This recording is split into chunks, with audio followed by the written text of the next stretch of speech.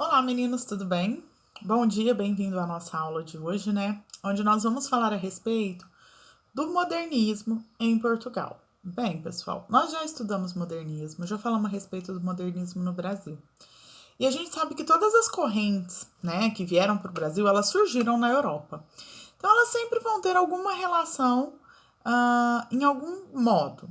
Então, assim como no Brasil, em Portugal, o modernismo ele vai ser um movimento de ruptura com o passado, né? De trazer o novo, de apresentar uma sociedade moderna.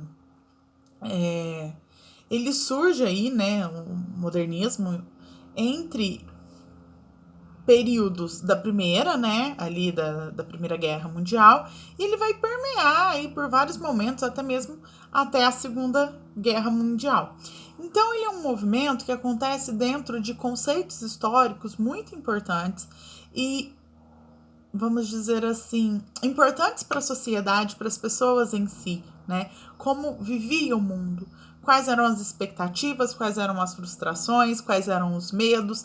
Tudo isso influencia esse movimento aqui. E ao mesmo tempo, né, vão surgir aí teorias, como as várias teorias científicas. Entre elas, a gente vai ter, por exemplo, a teoria da relatividade do Einstein.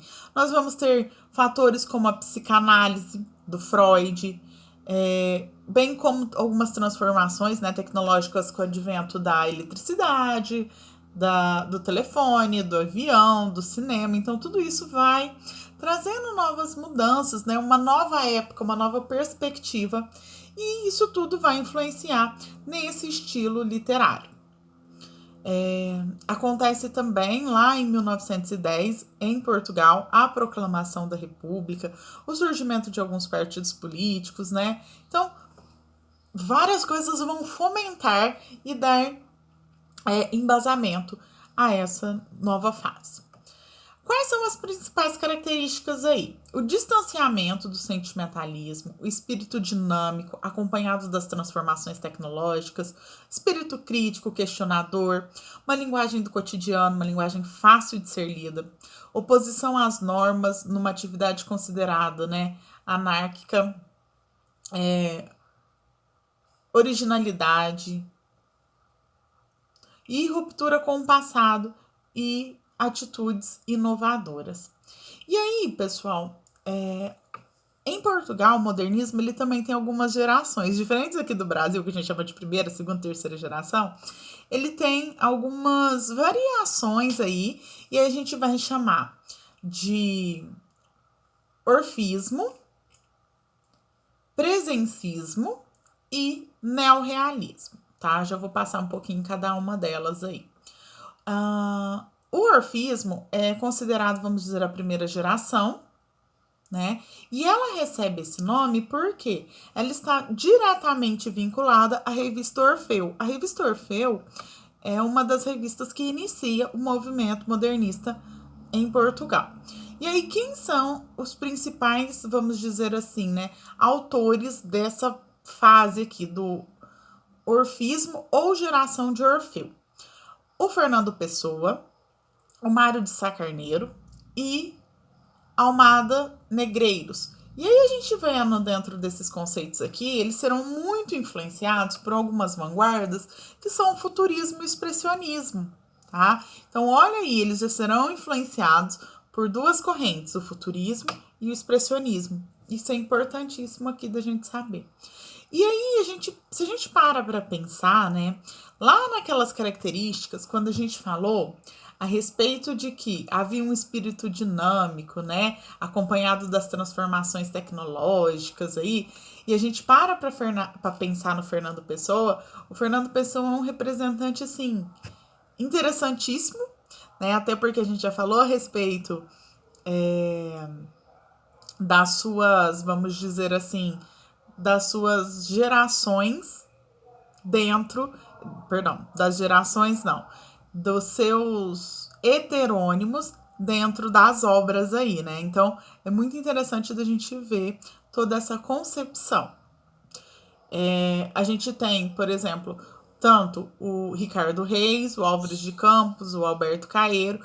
Tem outros também dentro da obra do Pessoa aí, até ele mesmo, né, o próprio Ortônimo, e ele traz algumas características, né, dentro das suas observações.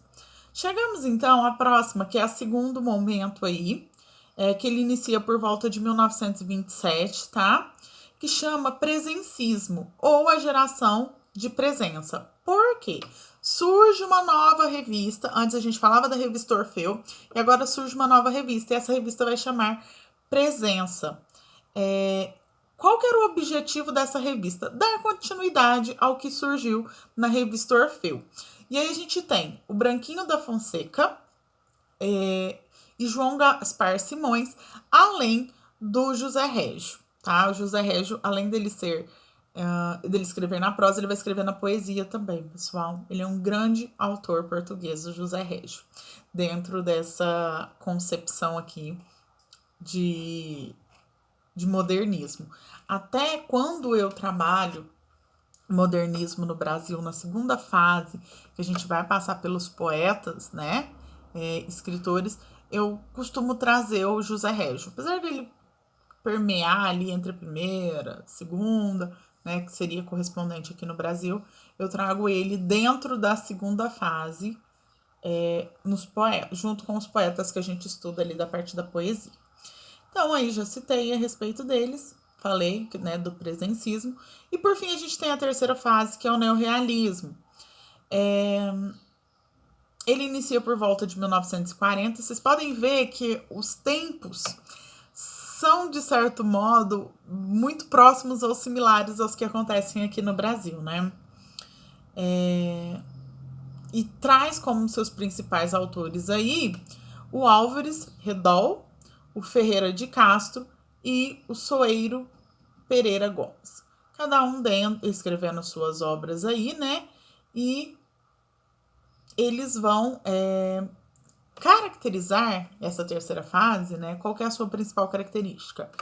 É eles escreverem retratando o conceito histórico da época em oposição ao sistema de governo presente até então. Bem, pessoal, dei uma passadinha por tudo, citei vários elementos. Qualquer dúvida, vocês me chamem, que a gente trabalha melhor esses temas aí e esclarece a dúvida de vocês. Tchauzinho e até a nossa próxima aula.